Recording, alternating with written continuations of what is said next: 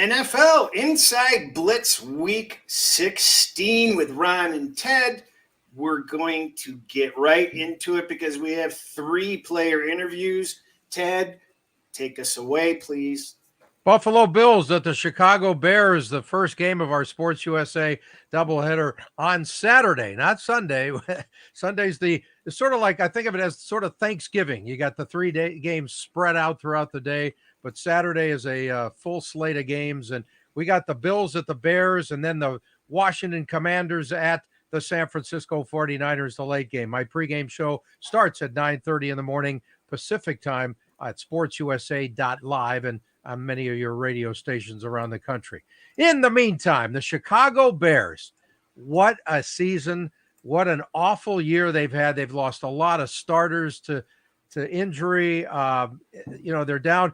In my mind, even Justin Fields is, I don't know why he's even playing at this stage if he's going to keep running the way he is. Stay on the bench, relax, get your line back next year, maybe some new faces, but he's going to play against Josh Allen. It is going to be so cold in Chicago this week. Soldier Field is going to be a freezer. 11 degrees is expected temperature at kickoff. 22 mile per hour winds, gusting up to 35. Feels like 9. That's -9, by the way. If it feels like anything minus, you can't feel it anymore because your hands are already too numb. It's interesting because usually that should be a slight advantage for the home team. But guess what? The team from Buffalo knows a little bit about cold weather. So forget that idea. It's pretty much a mismatch in many ways, but you never know what's going to happen. Chicago will be playing hard and certainly in the spoiler role. And remember, the Bills have will clinch the division with a win or a Miami loss. So they have tons to play for. And Ron, an interesting matchup, I think, a lot more if it was week 3. Good morning, guys. In honor of Tuesday and today, Chris not wearing his Hawaiian shirt, I need to be in my Hawaiian shirt.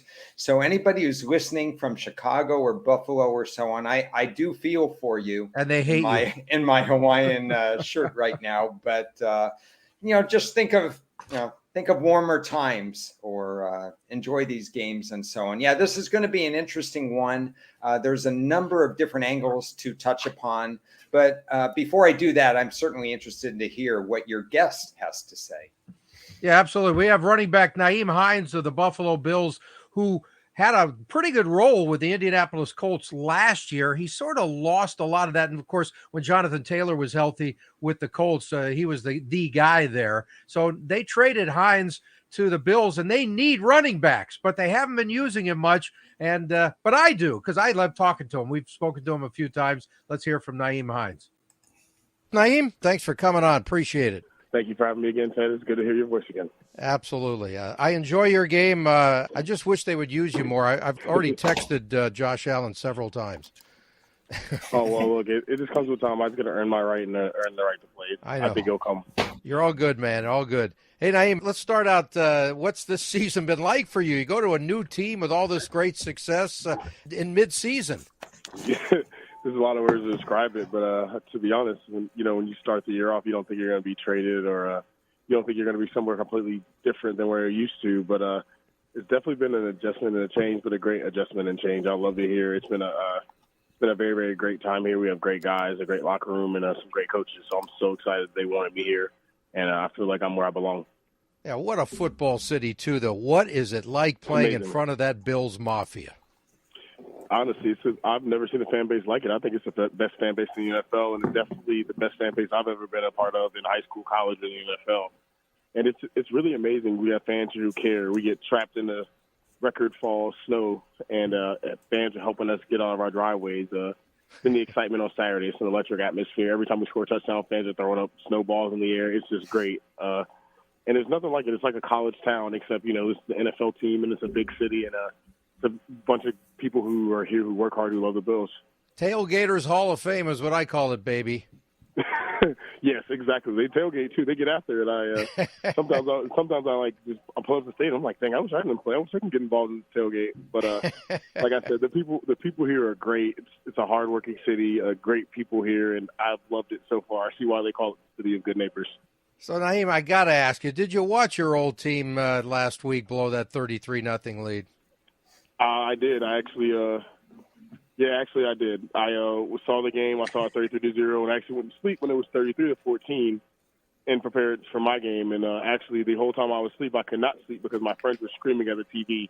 Oh no! And I actually wake up and I come back out and I see it 36-36, and I'm like, wow. So I did see it. So your reaction is? Wow. Okay, that's a good reaction. Just wow. I mean, honestly, with all that, I mean, obviously, I still follow the Colts and I still watch the games and keep up with my brothers and teammates. But I'm not a part of that team anymore, and I just wish for their success, and it's unfortunate that happened. But I wish for their success, and it's unfortunate. But that's not the team I'm on anymore. Yep. Well, you just happen to be on a team that's guaranteed going to the playoffs, which is a perfect thing. So, how's that feeling going from there to here? It's been great. It's I've been in the playoffs, two or three times in my 5-year career there. Made the playoffs, and it's great to be back. The last time I was actually in the playoffs, I lost to the Bills. So wow, I'm super excited to have the opportunity to clinch the playoffs, and now we're looking forward to conference titles and hopefully clinching this first round bye. And really, that's what it comes down to. This next game, we can clinch the conference, clinch our division with this, and that's really what's on our mind. It's the next game, and that's the next opportunity we can have. Yep. We're with Bills running back Nyheim Hines. And any added pressure in the air knowing you guys are expected to win? So it's hard for me to answer a lot of questions like that just with being here so late. And I've heard a lot of people talk about the pressure here. And obviously there's a lot of pressure. But I feel like we just have a lot of guys who keep it loose. And even though we know what we're playing for, we love each other. And we keep it loose, so it makes us a little bit closer. But do I feel any pressure here? Absolutely not. We put a lot of pressures on ourselves as players and as coaches just to make sure that we make the play and we're not letting our teammate down. All right, a few more things. First of all, what it's like playing with Josh Allen and what he brings to your group every week. What it's like playing with Josh Allen is nice. I mean, I scored a touchdown and the headset mic went out, so that's great. He ad-libbed a touchdown for me, so I'm very, very gracious for that. And really just with how it is with him is he gets it by any means necessary. He has no fear, and he's willing to jump, dive, scratch, claw, and do what he has to do to win. And I think he's the best player in the league. And then also, too, when you have that mindset, that leadership, and that's an asset, it's easy to go play for that guy. Everybody on this team loves him, and he is the best quarterback in the league, in our opinion. So it's supposed to be about 6 degrees in Chicago at game time. So how does that suit you? You guys are real used to that. Of course, you haven't been there that long, but you know what I'm saying. At least that's my mindset for it. Obviously, it's going to be cold, but it's not something we haven't seen before. We play in Buffalo, so exactly. For once, I guess, like honestly, when it comes to football, it's like the greater the good. It's like you don't want to go to Buffalo, Green Bay, or Chicago, but we're one of those three teams, and that's how we're going to look at it. We played in snow. We played in the snow last Saturday, and we're not going to make it bigger than what it is. They have to play in it too. Last thing, you guys are facing a team that's lost 7 straight. So how are the coaches dealing with making sure you're not overconfident going into this one, and what are you seeing from the Bears D? Well, first off, I mean, I know the head coach really well. He was in Indy with me, and one thing I know is that record does not matter. Those guys are going to punch after the ball, and they're going to play hard, and they have some great players. So that's really what our coach kind of told us. What we kind of know, Coach Eberflus is a great coach, great defensive mind, and one thing he's going to do is he's going to have them ready. One of the more prolific offenses in the league. And one thing I know Flus is going to do is he's definitely going to hype his guys up and get them guys ready to go, and they're going to be after the ball. So we got to make sure we protect the ball and have great fundamentals. Cold weather, run game, it suits you perfectly. You should get at least 100 touches this week. Well, I don't know when that time will come. I'm not sure. I'm not saying it won't come, but I just know when it comes, I'll be ready. How do you not root for a guy like Nyheim Hines? He's such a great guy, and he works his ass off. He really is.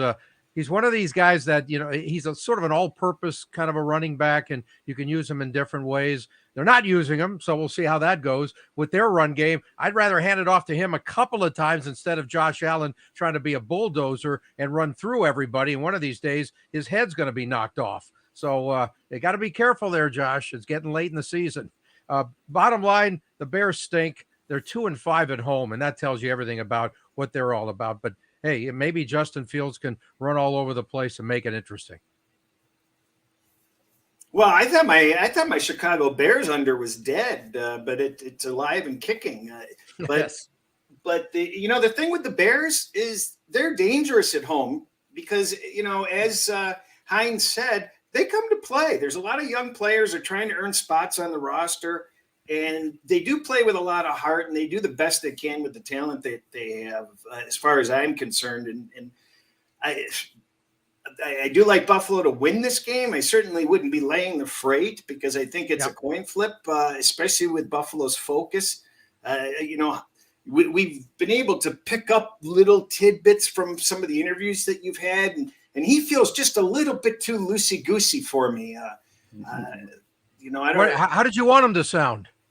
I don't know. I want him to be all about business. He is about, not when he's talking to me. It's not business. No, I know it's all monkey business with you, Ted. But so it could be a nothing burger, but I just feel like Buffalo has lost something this season, and I can't put my finger on it. I think Kansas City intentionally plays close games, and we know from past history that Buffalo used to like to put teams away, but they're having a hard time beating some questionable teams lately. So I find it difficult to believe that they're going to be able to find the margin, even though my metrics say they should cover. The only way I'm getting involved in this game is by a teaser or money line parlay or some sort. Anything on your agenda with this game, Ron? Well, I've got a million thoughts, so let me share them with you now. First of all, as far as Hines concerned, he's losing touches to the rookie Cook, the running back, because Hines was brought in as a third down specialist, in my opinion, but Cook has taken some of that load off him with his pass catching ability. So it's a three-way share, and Hines is getting the least of the carries right now. We can't compare, we've moved beyond 2021 a long time ago, and people who are still relying on Buffalo's 2021 metrics are way behind, the curve in this particular case. Their sack ratio is reduced. It's not a 56% pass D, which was number one with a bullet last year. It's 64% this year. There's an uptick in allowing yards versus the run.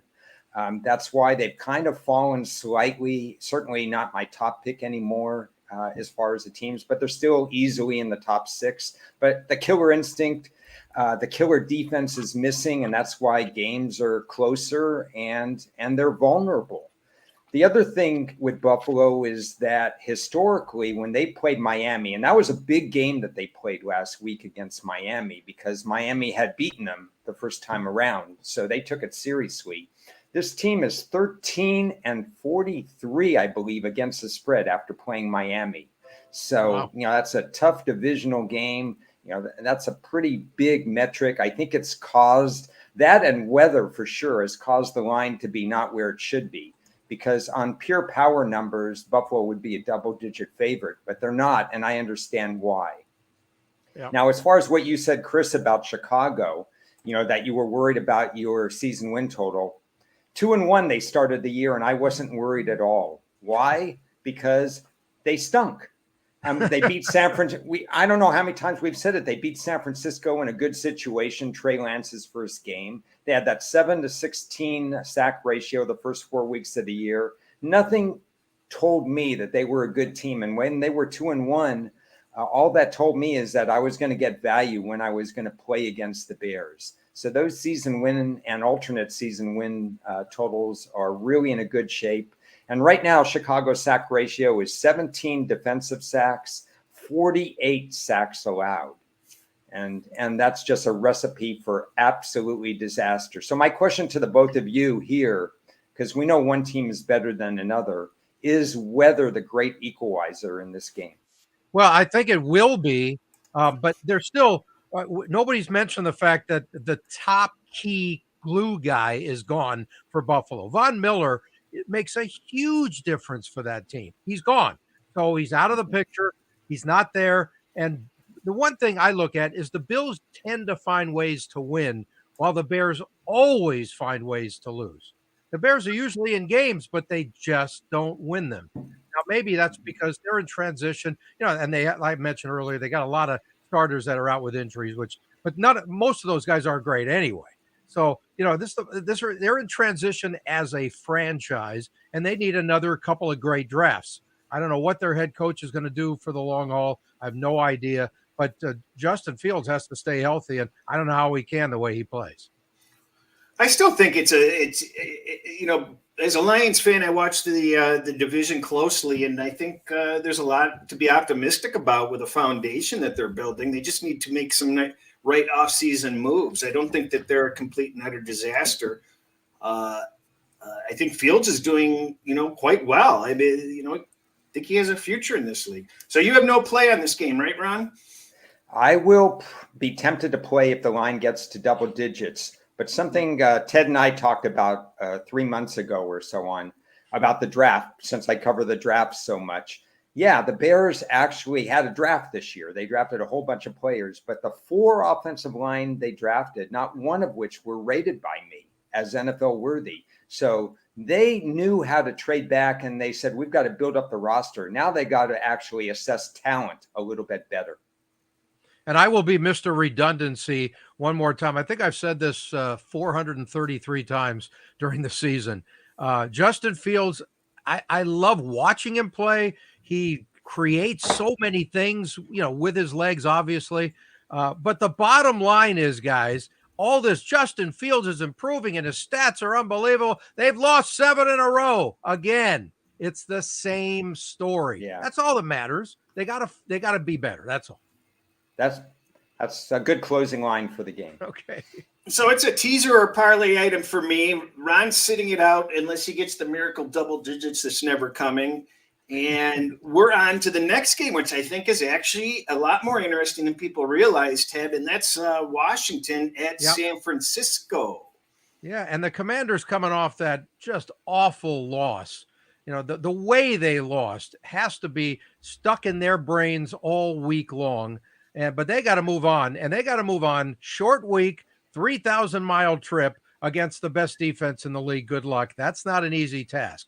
At the same time, they got to win out. So they're going to be 100% into this game. And I like what they are doing, especially defensively. They're really, I think they might be the most underrated defensive team in the league right now. They're keeping themselves in games every single week. And Taylor Heineke is on the bubble of losing his job because he's inconsistent, and that's who he is. But when he's good, he's fun to watch. And when he's not, he's a backup quarterback, and that's who he is. Who it just happens to be starting right now. So Carson Wentz is waiting in the wings saying, okay, maybe I'll get my chance. Maybe I won't. Taylor Heineke's got a great attitude about it, though. He continues to say, hey, if they bench me, I'm just going to do the best I can. I think he's very honest about that. But as far as the Commanders are concerned, they've won 4 of their last 5 on the road. That tells you a lot about a team. Whether or not they're that good or what they could do in the playoffs, I don't expect them to do a whole lot. But they're going against San Francisco. They won 7 straight. No Debo again for sure this week. But you got the great Mr. Relevant, as I call him now, Brock Purdy, right? Because he doesn't make any mistakes. And that's all that matters. It's fantastic. You bring in a third-string rookie who doesn't give up the ball. That's just fantastic, Ron. Yep. It's an interesting game because Washington is going to be the best defense that San Francisco has faced in the last few weeks. You could argue the Saints have had a good defense, but I might argue against that because we're thinking again of the Saints in 2021, not 2022. It hasn't been as good, especially at stopping the run. So this will be a tougher test for San Francisco's offense. The issue for Washington is what you said, their offense. Heineke looks decent. He's been turnover free this year, which is a change from last year, but he's not exactly pouring points on the scoreboard. And San Francisco's defense isn't going to allow him to do much either. It's going to be tougher to run the ball against San Francisco. They're going to need something out of them. Washington's offensive line has allowed 40 sacks this year. They played the Giants in back-to-back weeks with the bye in between, kind of a weird slate there. And the Giants sacked Heineke 8 times in those 2 games.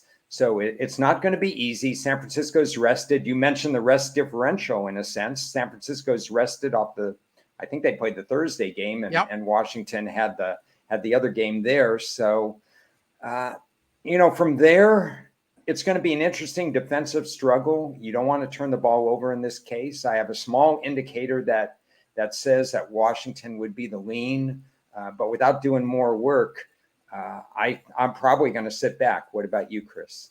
Yeah, well, get to work.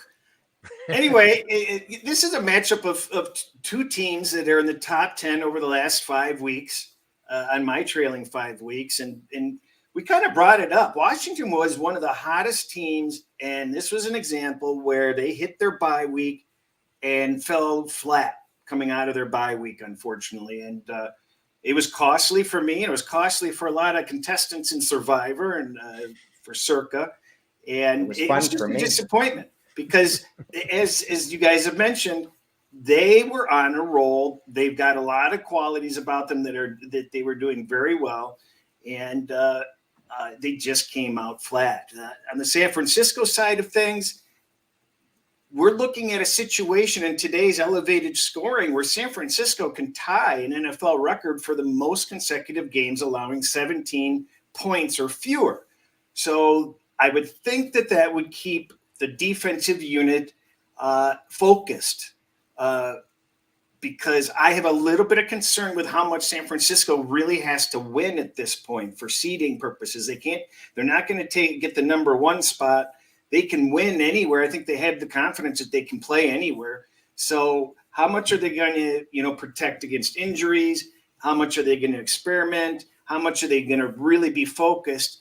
And they're facing a team that's desperate, that Ron and I put in some money to make the playoffs. That's on the outside looking in and probably is unlikely to make the playoffs. But I still think that this game is going to be really close. You've got some player interviews, Ted. What do you have there? Yeah, let's hear first from Washington rookie receiver Wash-Dotson, who, it was a first-round draft pick and didn't start his season off well and had some injuries, and that affected him. He's a smaller guy, so that could be an issue with his career, but he's got a ton of talent, and I really enjoyed the first time I spoke with him. Go for it. Hey, Jahan, it's great to talk to you. Enjoy your game a lot, and the timing here, I get a chance to speak with you today. I'm wondering, it was just a few hours ago we learned that former Penn Stater and Steelers star Franco Harris had died. Have you ever had a chance to meet your Nittany Lion brother? I never got the chance to meet him, but I've heard tremendous things about him. Yeah. He's truly a legend back at my alma mater, Penn State. It was truly sad news. He was so young, it's crazy. Yeah, the timing's unbelievable. The 50th anniversary is 2 days from now, of that immaculate reception. They were going to retire his jersey. It's just amazing. Yeah. Anyway, great to talk to you, sir. So how tough was that loss, Jahan, against the Giants off the bye Sunday night? And you got to describe the last two plays, how you saw it. First the overturned TD, and you're standing right there, and the Curtis Samuel gets mauled in the end zone and no PI. I don't expect you to rip the officials, but how did you see it? Yeah, two extremely tough plays to go through as a player of the team that the plays didn't go right for. But the first play, Taylor just making a play himself, just getting us to an opportunity to give us the chance to win the game at the very end of the game. He did a great job all games managing us and putting us in predicaments to be successful.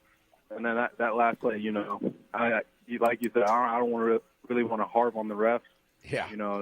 But it's tough. It's really tough when you feel like you kind of did everything you possibly could do to put yourself in that predicament to come out on top, and things don't go your way. So.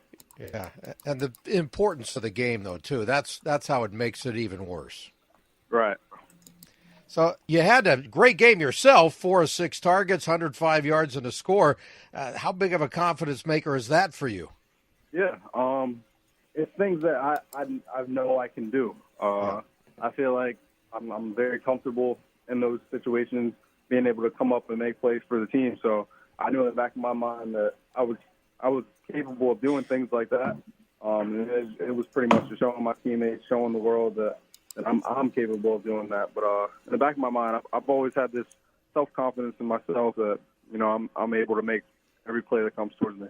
Yeah, and any of us who have seen you play know what you can do. There's no doubt about that. I'm just wondering how those injuries throughout the season have affected trying to get some kind of consistency in a rookie year. Yeah, 100%. injuries are very tough just to deal with in general. But it makes you really step back and realize how grateful you are to be able to play the game. And getting back out on the field was big for me. Absolutely. We are with Washington receiver Jahan-Dotson, 16th overall pick in the last draft out of Penn State. And wondering what you've learned mostly from being around the great duo of McLaurin and Curtis Samuel.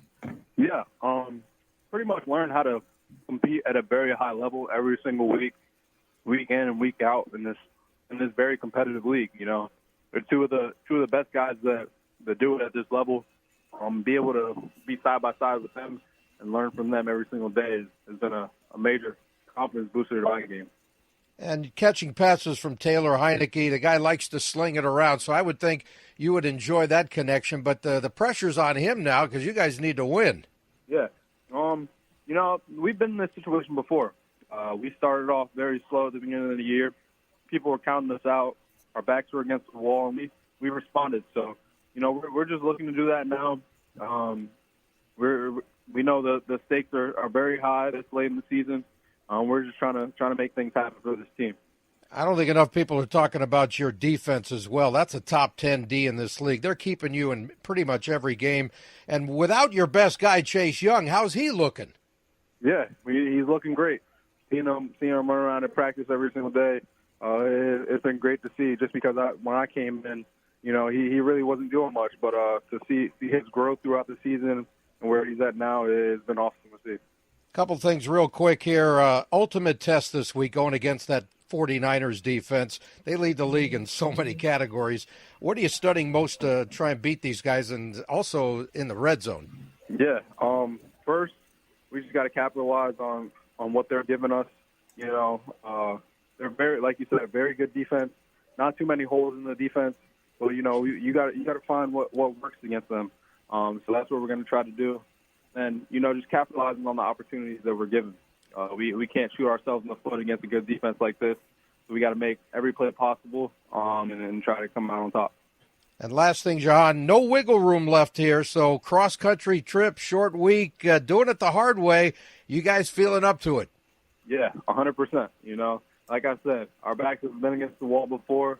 We've been in very difficult situations before, but it makes the warrior in us. So we were looking forward to this opportunity and this challenge up ahead of us on Saturday and looking to come out on top.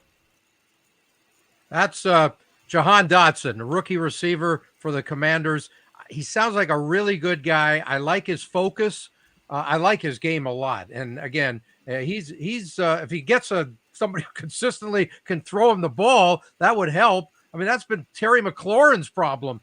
Terry McLaurin is a top several receiver in this league, but he's never had a quarterback there. So, that he's just a really, really good receiver on a team that nobody can throw him the ball. So it's sort of in the same situation right now. By the way, I saved the X factor for the interview. Chase Young is back. Now, I don't expect him to be the player he was before he got hurt. But, he's going to be on a pitch count too, I'm sure. But the bottom line is he can make some things happen there in this ball game. Yeah, I think, Dotson was actually a surprise early first-round pick. He was designated to go in the first round, but Chris Olave, who was drafted by the Saints, that was the guy that everybody had ahead of him. Dotson, he missed a few games, but the combination of Dotson and McLaurin, that's going to be really exciting as the team goes forward, whether it's Wentz. Yeah, like you said, if they get more consistent quarterback play, a little bit better offensive line play, there's a lot good that can happen with that kind of thing. But they've got to stretch the field more, even with those two receivers right now sort of hitting their stride. It's a tough task against San Francisco, their defense, and somebody that we're gonna hear about who plays on that defense. Yeah, you want to go for that right now, Chris? Yeah, let's run it. All right, former USC player Talanoa Hufanga, who 1 hour and 15 minutes, who's counting, exactly after we hung up on the phone, he was named to the Pro Bowl, his first one in his second year. And boy, does he deserve it. Let's hear from him, Chris. Well, Talanoa, I got to ask a question, SC related. Troy Polamalu. The guy's just an incredible NFL player and gets to be your mentor. What have you taken from his game, if anything specifically, that's into yours now? A lot of it I've taken from him is a lot of the things outside of football. As much as, we love this game and what it brings, a lot of the things outside of the game is what ultimately helps me on the field. The preparation, the mindset, understanding concepts, but understanding how life is made, being obedient to your training, your diet, your nutrition, and all those different things. It goes way beyond football, and that's just how life is, and it continues to grow and continue to learn, and having the right character. And so those are a lot of the things that I've learned from him. And on the field specifically, a lot of the instinctualness of the game, being able to be free-minded, being able to go out there with great prep and going out there and playing a game that you love at a fast pace, and no hesitation. And so those are things that you see on the game when you put on his tape. And those are things that I'm, hoping to achieve as I continue to play this game for as long as I can. Flying around, that makes it more fun to watch, I'll tell you that. Hey, by the way, congrats on winning the NFC West. That's a very special thing this year. All the changes in your lineup certainly from a quarterback standpoint, but how much pride do you take in being a game changer for your group? Everybody has a job on their team. For me, I just love to bring as much energy, and I always say that energy is contagious, and so for me just to be out there and to play with such a prestigious defense and great coaches and great guys around me, it's been a true honor, and I love it, and I love what I do, and I get to show up every day with great guys with great smiles on their faces. So anything I can do to just do my job, whether it's special teams, offense, defense, if they put me on there, very blessed and fortunate for sure.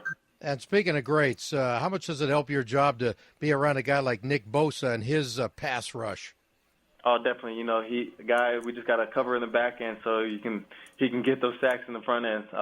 His work ethic is unmatched. He shows up every day and does his job and continues to just grind. One of the nicest people I've ever met. So very fortunate just to be on the same field as him and seeing that greatness up close and personal.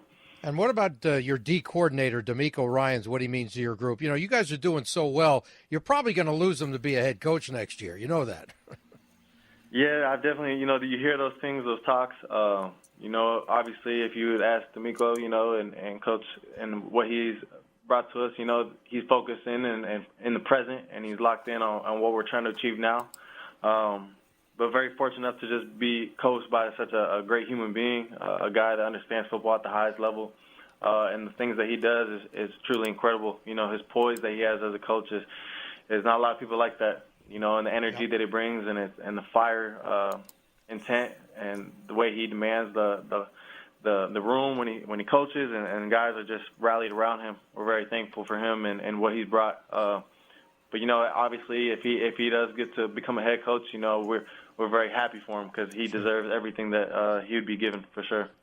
We're with 49ers safety Talanoa Hufanga, and just a couple more things real quick here. You get to face Mr. Suddenly Extremely Relevant, Brock Purdy. How's that, seeing him in practice every day? What did you see from him? He's a third-string rookie, and you guys just keep on winning. Doesn't matter who's back there. Yeah, for him, it's a great opportunity for him to go showcase what he's capable of doing. And I'm fortunate enough to be a couple lockers away from him, and I get to see his preparation each and every day.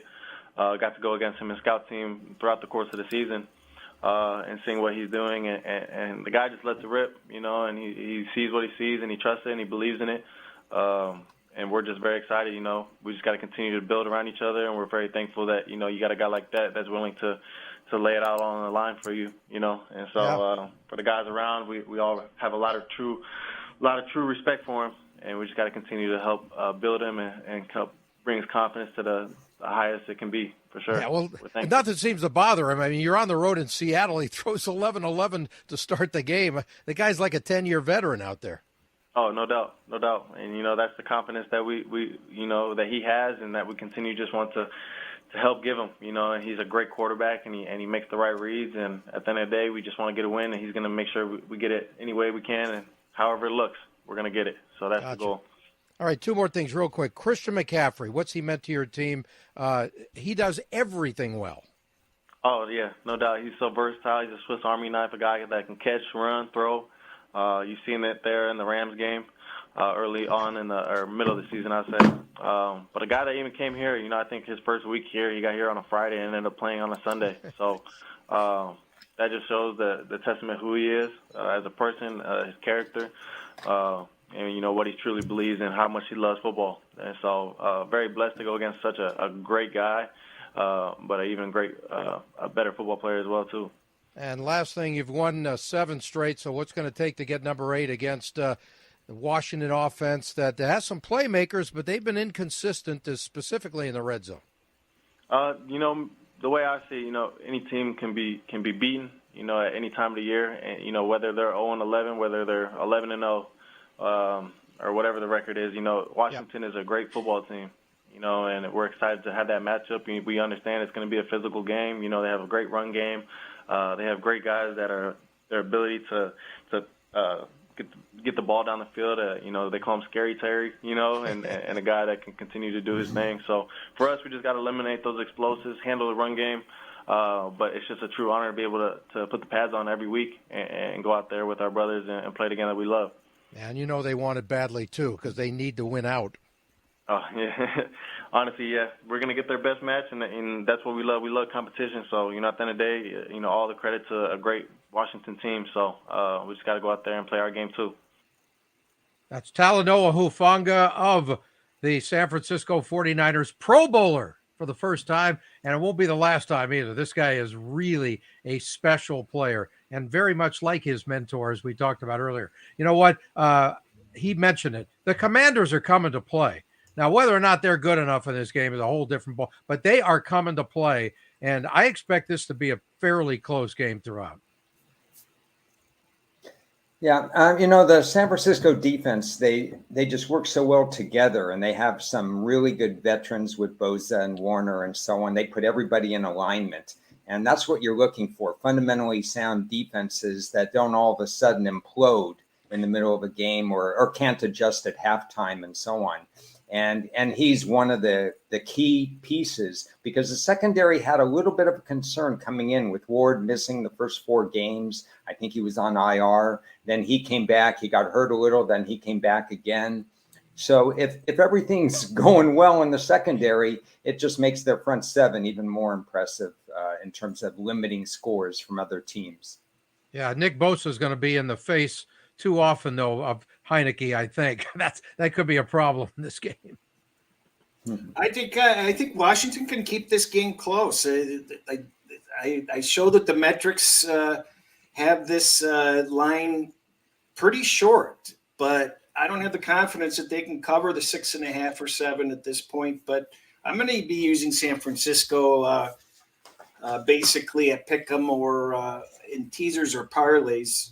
And that's about it for me. What I'd like to ask you guys, do you think that mid-range, mediocre quarterbacks with low expectations are probably in the best position to succeed? Because if they have the wherewithal to put their egos aside and realize, hey, they're just lucky to be here and do the best that they can and feel no pressure, a lot of these guys seem to be doing much better than expected and much better than they even did in college in some cases. Yeah, I think there's something to that, but I also believe it's all about fit. Are you on the right team at the right time? Are you in the right city? Ask Zach Wilson about his situation, right?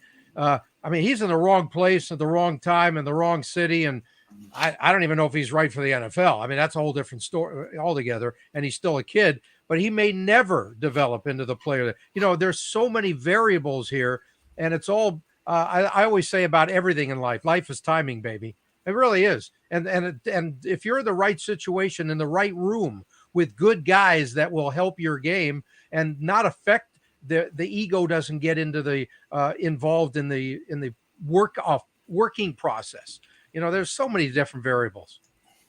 Yeah, there's a number of reasons why top 5, top 10 quarterbacks fail. Number one is they're going to bottom 5, bottom 10 teams. Absolutely. So you've got a problem right there. They're thrust into action really quickly and And all of us have talked repeatedly about how important it is to sit and learn behind a quarterback. And the mid-range quarterbacks automatically sit and learn because they're not expected to play right away. And so they take notes, mental notes. And if they had some of the characteristics that made them successful in college can translate to the NFL, it works. And some of these guys, they get into really bad habits. The Sam Darnolds and the Josh Rosens of the world, bad habits. Yeah, if you have the right coaches too, right? I mean, that's part of that equation. If you're in the right place at the right time and the coaches are behind you, they're quality guys as far as developing you and what are your best traits, that kind of stuff. I mean, it's just a huge part of the equation. Well, and let's not forget, even, God's gift to mankind, Aaron Rodgers admits that the best thing that ever happened to him was sitting on the bench for years. He hated it at the time, but realized that that was the best thing for him. Yeah, I love how that Lions stuff never comes out in you, but it's okay. Russell, I want to address something in the chat. Russell mentioned that there's 3 quarterbacks from North Dakota State. Now, we all know that the first 2. I'm curious who's the third one, because the guy last night was from South Dakota, I believe, not North Dakota State. So I'm drawing a blank. Who's the third one, Russell, from North Dakota State? Yes. And while we're waiting for that, he logged off. Chargers. Okay. Oh, Easton Stick. There you go. Good one, Russell. Good one, Ted. Yeah, I remember Eastern Stick. I actually studied him. Well, you can stick it with that question. Jesus. Excellent, Russell. Moving on. Yeah. So what about a couple of the other big games this weekend? The Eagles at the Cowboys.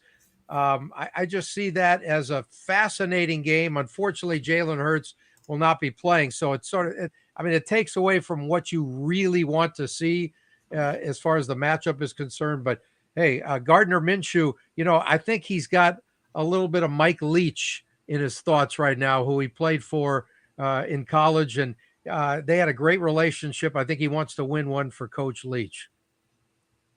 I think that they're going to be fine. The drop off between these two coming into the season was less than 1.5 points, obviously. And so, do we really know it's a system improvement versus a quarterback improvement? How big of a difference are these two quarterbacks? Minshew's already been there.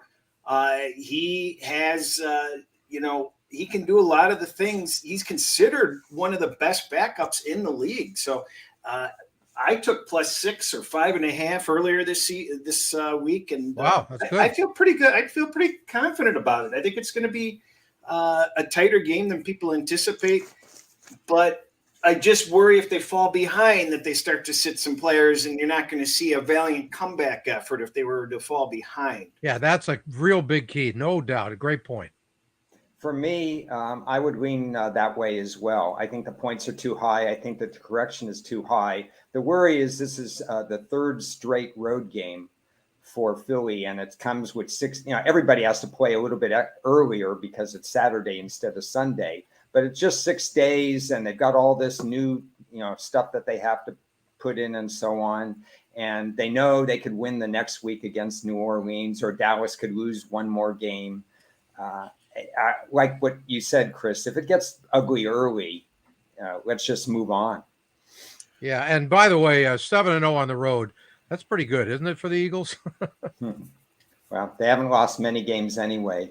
Yeah, It's not a game on my radar. The 2 things that I'm most interested in this week is, and we mentioned this briefly on one of them on Tuesday, is how New England will respond to what happened late in that game between their heads. Now, handicapping wise, I have no idea, but it's a mental thing that they have to get through. And the other one I'm concerned about is teams, when they lose their big quarterback, like Drew Brees with New Orleans, and those 2 years that he missed a bunch of games, and the defense rallied, and the points got lower, and the games were 17-14. The whole team rallied around the backup. Is that going to happen with Tennessee now with Willis? The defense is what I'm interested in. Will Tennessee's defense rise to the table, knowing it has to limit points in order to win games now? It better rise. I mean, it has to, right? I mean, if they don't come up big here, you don't expect Malik Willis to win you games. You're just hoping he doesn't lose your game for you. So just stay in the game, right? Chris, you have thoughts on that? Because Tennessee's defense hasn't shown the ability to limit points, but it's going to be a different mindset now. Well, I'm holding under 37, and I anticipated on buying it back maybe some at 34. I'm wondering why it's still 35 and a half. But you're right. The defense, I think the defense has the capability to show up. It's going to be interesting to see what kind of team Lovie Smith brings in here, because they played 2 great games in a row. And lost. And Tennessee is on fumes here at a dire risk of losing the division after the Jacksonville win last night. So but I think I'm holding +7 in that game also, but I'm going to overbuy back -3. I think Tennessee comes away with this win some way, somehow, even with Willis. If this guy doesn't show some improvement from what, how he subbed in earlier in the season, then I think you've got to start to get a little worried, because you can excuse how inept he was in the beginning, but he's had the time to process how he did and how he fared, and to try to gain from that experience. I should expect better from him. What do you guys think? I totally agree with you. I think that makes a lot of sense. And again, there's so much on the line here now. Just don't blow the game. When you're playing Houston and they're on the road specifically, I mean, you have no excuses to lose this game. Specifically, I think they've lost 4 in a row, and they're doing the toilet bowl routine. They're spiraling downwards really quickly. If you can't turn it around in this game, you don't deserve to be in the playoffs. So forget about it. It's over. So what's the number 1 game of the week? Because I have a feeling that you guys won't agree with the number 1 game of the week. I already know what game you're going to pick, because the Detroit Lions, it's all about Detroit. No. Really? What's the number 1 game of the weekend? Well, I don't have one, to be honest. I don't have a compelling game. I think it's Philly-Dallas, but look, I do want to say one thing about your Lions, okay? They're trying to be the first team ever to start 1-6 and make the playoffs. No, they're the second team. That's not what I understand. The Cincinnati Bengals did it in 1982. When did they do it? I'm sorry? When did they do that? I think in 1982. Okay, my notes say they're the first, so that's good. I'll look that up. 695 games. Okay. With only 6 playoff spots too. How impressive is that, though, that they're even in the discussion right now? I know you're just paranoid because you think, oh, here we go again. We're going to find another way to blow this thing, right? For me, the most exciting game this week is the team that we left for dead versus the team that everybody fell in love with, Green Bay versus Miami. I think that's a fascinating game that Bay can still get in the playoffs. And this line has done nothing but go Green Bay's direction. And that kind of worries me when you get a public dog, so to speak. But I think that's just an awesome game. I think Green Bay's underrated. They're healthy. They've got all the young talent that they brought in has the experience now, and they're clicking. And I think this Miami on a 3-game losing streak, finally getting home in a flat spot off the very long road trip, I think it puts them in a unique position of that doesn't really fare well traditionally.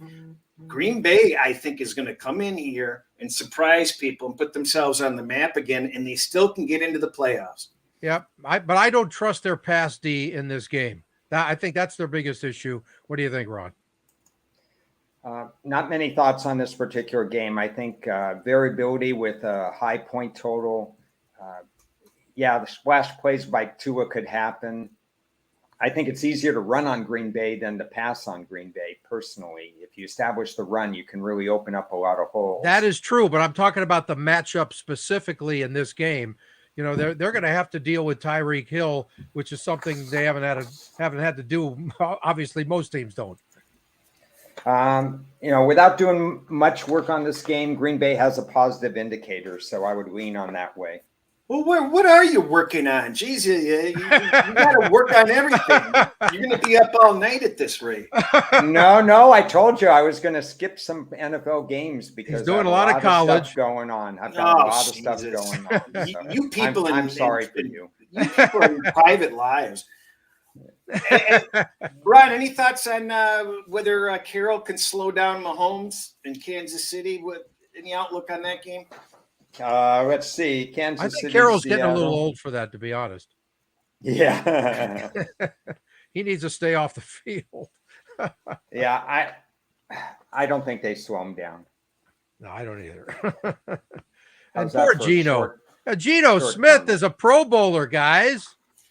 Well, Kansas not? City has a mediocre defense, slap dab in the middle of the league. And I think Seattle can keep it close. I think that they stay within range. It's almost ticking up to 10.5. If I see a 10.5, I just may pounce on that. But I certainly wouldn't be looking the Kansas City way at this point.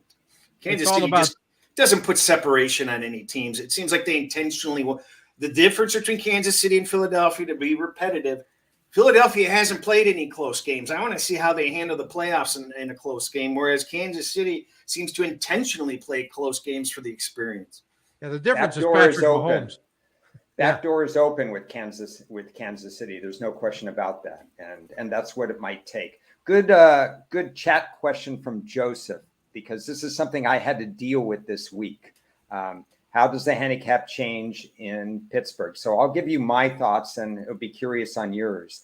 Earlier in the week, I took Vegas +3 because I thought that was a value play. Vegas has played well in Pittsburgh. Pittsburgh's off a couple of emotional games. Obviously, Vegas won, a crazy way last time too, and I just thought the points were too high. According to my numbers, Vegas, this game should have been pick'em or even Vegas favored by 1 at the start of the week. But with the unfortunate news of Franco Harris, I bought back most of my play at -2.5. So, it's pretty much paying big and stuff, maybe with a drop left on Vegas. I'm concerned about all this whole thing that's going on this week, and I don't want to handicap anything other than the game. And I think it's more than the game that's involved here. So I personally went off my play, almost all of my play. What are your thoughts? Yeah, and I think it also enhances the thought of Pittsburgh trying to, I don't know how much they really matter, but everybody loves Tony Dungy. I can't believe the players are wanting to make sure he doesn't have his first losing season as the head coach of the Steelers. Not the most important stat ever. But he's not the head coach of the Steelers. Oh, and who is? Tomlin. I'm sorry. Tomlin, not Dungy. What am I talking about? Tomlin. You get a kick in the nuts, Ted. This is an old guy's thing. It happens occasionally. Yeah, Mike Tomlin has never had a losing season, and Tony Dungy hasn't either with Pittsburgh, by the way. But he's never been there. So. Well, I think he did play for them, though, didn't he? Yes, he did. Yes, he did. Thank you very much. So that's why it's in my You're head. off the hook. I'm off the hook. Thank you. Anyway, does that matter at all at this stage? I mean, 3 games left. They got to win out to do that. Long way to get there. When the game starts, it doesn't matter. When the game starts, it doesn't matter. Okay. But I'm in the exact same boat as Ron is, where the value is definitely on the Raiders, and this Franco situation is definitely a concern. I have the metrics much farther away than a pick'em, so I have involved the Raiders in teasers. And I don't know what I'm going to do with the +3 I'm holding. By the way, that was a big play for me, early in the week. So I just had to get off most of it. How about weather situation? How about weather in this game? I saw this morning 12 degrees at kickoff, feels like -4. During our show, I got a text from my daughter who lives in Pittsburgh. It said, "Brrr." Yeah, but again, is there wind during the game or not? That's what I want to know. I'll text her. Yeah, if it's 5 mile an hour winds, it's a wind chill factor of 150 below, so it doesn't matter. There you go. Look at this. He's ready. I'm ready. Wow. Some of that is even in English. I don't know. Where did you get this from? Do you know how hard I work to source information? I span the globe. Yeah, the globe. This looks like it's from another universe. What is that? He's a good guy. Who is? The guy who probably wrote this. I'll take Sf-Hufanga, a much easier name to say. Yeah. Let's see. The win games right now, Giants and Vikings, but that's in a dome, so I wouldn't think it would affect the game much. You think? No. Raiders, by the way, Steelers, 15 miles an hour. Okay. Browns Saints, 27 miles an hour and 9 degrees. That might be a little tough to deal with. And the Bills at 22 miles an hour at 6 degrees might be a little bit of a hassle. Yeah. And even the Jets game last night's going to be 14 miles per hour. Yeah, it was definitely a factor. Look, I looked it up a couple of days ago when I'm prepping for my show, and we got 8 games this week, including last night's game, below freezing, and 6 of those 8 will be minimum in the teens, and a few of them in single digits. So, hey, it's winter. What do you expect? Ron, anything else on your radar, or you're just all getting to everything later? No, well, I'll give you a little handicapping tip right now. At least I think it's a handicapping tip in terms of something I did in advance. This week, I think it was Tuesday night, maybe, I texted you, Chris, about a look-ahead line. And it was the Tennessee-Dallas look-ahead line. It was sitting at 3 minus 120 or 3.5, depending on what you wanted to do. And I said, according to my numbers and according to my downgrade for Willis, that line is wrong. The line really should be 7, 7.5 or something like that. And I can't remember what your response was, but it was kind of lukewarm. But I was in at 3 and 3 and, at those numbers. I want to make a point here is that the line of Tennessee dropped almost immediately. You said, Chris, you got 7 on the Tennessee-Houston game, and then the line dropped all the way down to 5 and to 3 and so on and so forth. But the look-ahead line, the secondary markets, they don't move as fast as the markets that are right in front of you. Like alternate lines don't move as fast. It's the game lines that move the fastest, and certainly the totals when you have bad weather. So that's just something to think about when you look at these look-ahead lines. Willis is in there, regardless of how you handicap the game next week, that line was wrong. And so I went ahead and gave the points. Yeah, but what are you going to do if Dallas sits their whole team? I'll address that early in the week, and I suspect that Houston is, I suspect that Tennessee is not automatically going to become the favorite or something. If Malik Lewis plays, and he's expected to play at least the next 2, if not the rest of the season, he's just not ready. And no, he's not. But the problem is you don't know who's going to be playing at this point, because Tennessee may not even need to play. They may even just put the ball boy in at quarterback because next week's game may be completely irrelevant. Well, the thing is, if Dallas beats Philly, Dallas is trying. So if you get a sense that Philly is going to win this game this week, then you might want to hedge or bail off some of that. But it's just like making future plays or parlays tied to a later game or something like this. This was just too much value in my eyes to go ahead and ignore. And really, the point isn't that I made this particular play. It's just when something happens during the week, see what the look-ahead lines are and kind of think whether or not there's value on the look-ahead lines that hasn't been adjusted yet. Just a little tip. Well, how do we know that Dallas will be trying next week? Because they're still in the running for the NFC East. NFC East title if they beat Philly. Yeah, everything's got to work right. I mean, they got to win. It's not going to happen. No. But Philadelphia is not going to lose to the Saints because they want to. They have their draft pick. They're going to really stick it to the Saints. Right. Well, yeah, but Dallas is going to try if they win off this game. That's my premise anyway. That's all I have, unless you want to talk a little bit about props. Yeah, why don't you prop us up? Please. Okay.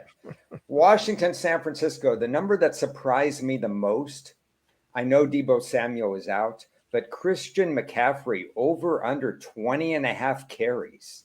Wow. I mean, are you kidding me? Do you really want to use him that much? No. I know it could be a closer game.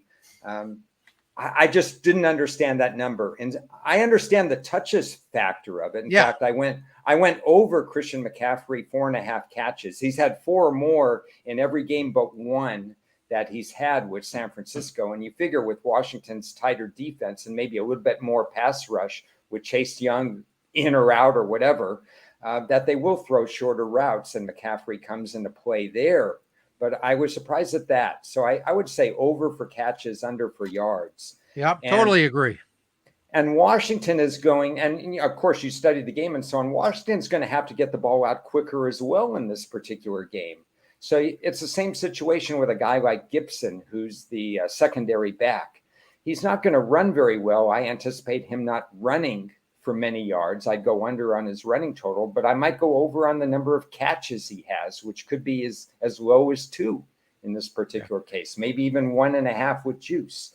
Yeah, so I think I'm if just this game looking was for that kind of stuff. Right. I think if this game was earlier in the season, and we're always worried about McCaffrey's health, you wouldn't be thinking about it as much then. But now we're at this time of the year, and you got to have him 1,000% healthy for the playoffs.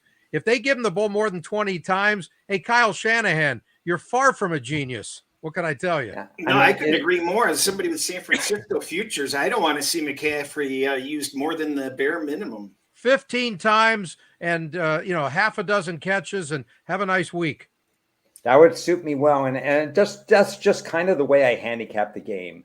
And then briefly on the first game, we're starting to see props go up there. I didn't do my props yet for that game because I thought they wouldn't do the game that fast. But I will say this, if it's windy, it affects wide receivers. If it's windy, try to find some wide receivers under, either in yards or in number of catches. And with Fields, I don't think he's going to throw a lot of passes. So if he's not throwing a lot of passes, there's not going to be a lot of passes caught. So that would be what I'm looking for in that game. Yeah, makes sense. That's what I got. Good. Well, I think we're basically out of bullets for the week. We want to remind people that tomorrow is the Bigfoot NFL Day. Yeah. So if you're in any pools or any contests or anything, get your picks in today. Don't foul that up. Yeah. And I've got nothing else. You guys have anything else? Well, first I want to say welcome to Andrew Hewitt, who just happens to be the guy. He's here texting us, leaving us a few messages. He's the guy who gets me all of my guests. So we can thank him for that, huh? Oh, okay. Producer extraordinaire, Andrew Hewitt, folks, which shows that he absolutely has no life that he's watching us today. So that's okay. And you know what? I think it's a pretty damn good week 16 with some important matchups. It's nice. There's only one game of 2 teams that are not eliminated, or that have been eliminated. So I think that's pretty good, because at this time of the year you can get a bunch of dead things, and at the bottom line is we don't have dead games, and I love that. Perfect. Well, happy holidays to everybody for this weekend. Yes, that too. Chris and I may or may not have a show next week. No, we don't want to hear your excuses. Jesus, you've already had or maybe Ted will substitute for me. And then maybe I won't. And maybe he won't. Maybe we'll see. But either way, happy holidays. Enjoy the games on Saturday and Sunday. There are going to be some fascinating things to look at, and the playoff picture could be all muddled when we next talk. Exactly. And I see Russell's little message here. There are 12 of us no-lifers watching. I didn't mean that you have no life. I just meant my guy has no life if he's watching. We appreciate everybody out there. And remember, my pregame show, NFL Sunday warm-up, 9:30 in the morning, Pacific time, 12:30 Eastern tomorrow on SportsUSA.live before the Bills are at the Bears. And touching greatness, last-minute Christmas gift, everybody. Thank you. Thank you, Chris. Very last minute. Yeah, exactly. You're not kidding. Hey, you don't have to go to the mall. All right, everybody, have happy See ya. Merry Christmas, great football weekend, and we will be back Tuesday, Ron, whether you like it Maybe. or not.